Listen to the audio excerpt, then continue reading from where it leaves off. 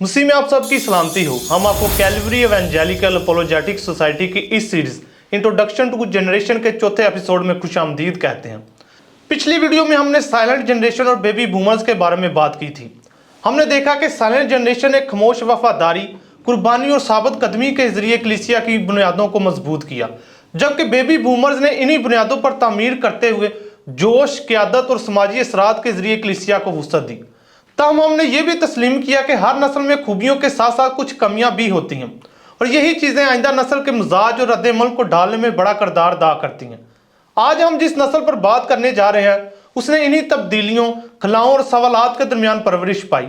माहिरीन इमरानियात इस नस्ल को जनरेशन एक्स कहते हैं। जनरेशन एक्स से मुराद अमूमन वो अफराद हैं जो 1965 से 1980 के दरमियान पैदा हुए। ये नस्ल ना तो साइलेंट जनरेशन की तरह जंग और शदीद किल्लत के दौर में पली बड़ी और ना ही बेबी बूमर्स की तरह इज्तिमाई उम्मीद और अददी ताकत के माहौल में, बल्कि जनरेशन एक्स एक ऐसे बुरी दौर की पैदावार है जहां मुरवज्जा तस्वुरात कमज़ोर पड़ रहे थे और नए तस्वुरात अभी पूरी तरह कायम नहीं हुए थे। ये वो नस्ल थी जिसने तब्दीली को वादे के तौर पर नहीं बल्कि हकीकत के तौर पर देखा, एक ऐसी हकीकत जो हमेशा आसान और खुशगवार नहीं थी।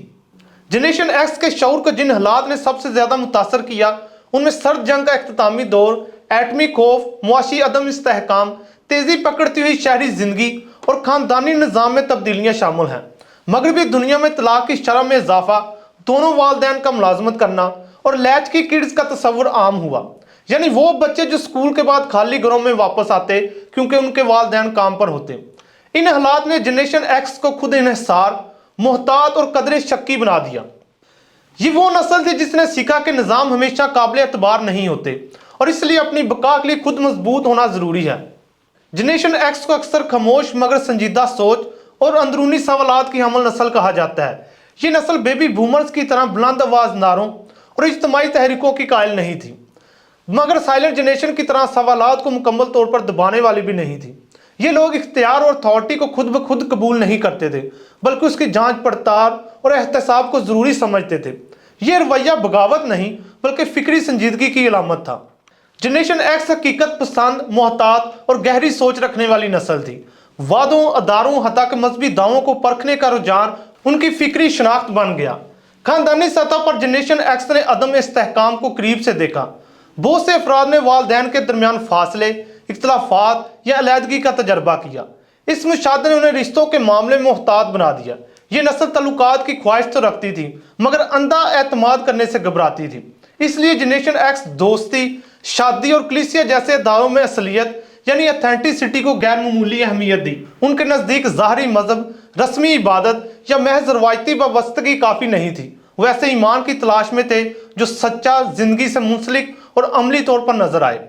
जनरेशन एक्स के नज़दीक तालीम और काम का मकसद सिर्फ शिनाख्त नहीं था बल्कि बका और खुद मुख्तारी था। उन्होंने बेबी बूमर्स का वर्कहोलिक यानी हद से ज़्यादा काम करने वाला तर्ज ज़िंदगी भी देखा और अक्सर इसके मनफी असरात भी महसूस किए। इसलिए जनरेशन एक्स ने काम और ज़ाती ज़िंदगी में तवाज़न यानी वर्क लाइफ बैलेंस पर बात की, गो कि वो खुद भी सख्त मेहनत करते रहे थे। ये नस्ल नौकरी बदलने से घबराती नहीं थी क्योंकि वो अदारे की बजाय महारत पर एतमाद रखती थी। वफादारी अब एक तरफा नहीं रही बल्कि मशरूत हो गई थी। टेक्नोलॉजी के हवाले से जनरेशन एक्स एक ब्रिजिंग जनरेशन यानी पुल की हैसियत रखती है। उन्होंने एनालॉग दुनिया में आँख खोली और डिजिटल दुनिया में कदम रखा। कैसेट, वीसीआर, लैंडलाइन फ़ोन और बाद में कंप्यूटर और इंटरनेट, ये सब उनकी ज़िंदगी का हिस्सा बने। चूँकि टेक्नोलॉजी ने उन्हें आज़ादी भी दी और तन्हाई भी, इसलिए जनरेशन एक्स ना तो टेक्नोलॉजी से खौफज़दा थी और ना इसकी दीवानी बल्कि इसके मोहतात इस्तेमाल की कायल थी। मजहबी एतबार से जनरेशन एक्स एक इंतहाई अहम मगर पेचीदा नस्ल है। ये वो नस्ल थी जिसने कलीसिया से सवाल पूछना सीखा। उनके लिए ईमान सिर्फ विरासत नहीं बल्कि एक ऐसा दावा बन गया था जिससे अभी साबित होना था। जनरेशन एक्स के बहुत से अफराद ने जब कलीसिया में दोगलापन, क़यादत की कमजोरियां या सतही रूहानियत देखी तो उन्होंने अंधा यकीन करने की बजाय सवाल करना शुरू किया। कुछ लोगों ने कलीसिया से फासला इख्तियार कर लिया जबकि कुछ ने ईमान को छोड़ने की बजाय उसे गहराई से समझने की कोशिश की। वो ये जानना चाहते थे कि हकीकी मसीही ईमान क्या है और इंसानों की मनगढ़ंत बातें कौन सी हैं। इसी दौर में डीकंस्ट्रक्शन जैसे रुझानात की इब्तदाई शक्लें सामने आईं। डीकंस्ट्रक्शन से मुराद यह है कि कोई शख्स अपने ईमान, मजहबी तालीमात या कलीसियाई रस्मुआत को असर न परखे, यानी वो ये सवाल करे कि मैं जो कुछ मानता हूं क्या वो वाकई बाइबल मुकद्दस पर मबनी है या सिर्फ रवायात, इंसानी अदाद या लोगों की बातों पर। इस अमल में इंसान बाज बातों को थामे रखता है, बाज को छोड़ देता है और बाज बातों को बेहतर तौर पर समझने की कोशिश करता है। जनरेशन एक्स कलीसिया में अक्सर नजरअंदाज की जाने वाली नस्ल रही है। क़यादत बेबी बूमर्स के पास थी और बाद में तवज्जो मिलेनियल्स यानी जनरेशन एक्स की तरफ मुंतकिल हो गई। इसके बावजूद जनरेशन एक्स ने तालीम, इंतज़ाम और पसे पर्दा क़यादत में खामोशी से खिदमत जारी रखी। ये नस्ल बड़े बड़े इज्तिमा से ज़्यादा छोटे ग्रुप्स, बाइबल स्टडी और गहरे मुकालमे को तरजीह देती थी। उनके लिए ईमान का मतलब तादाद नहीं बल्कि सच्चाई और दयानतदारी था। पाकिस्तान में जनरेशन एक्स का तजर्बा मजीद मुनफरद नौइयत का था। ये नस्ल मार्शल लॉ, सियासी अदम इस्तेहकाम, मजहबी इंतहा पसंदी के बढ़ते असरात और मुआशी दबाव के माहौल में परवान चढ़ी।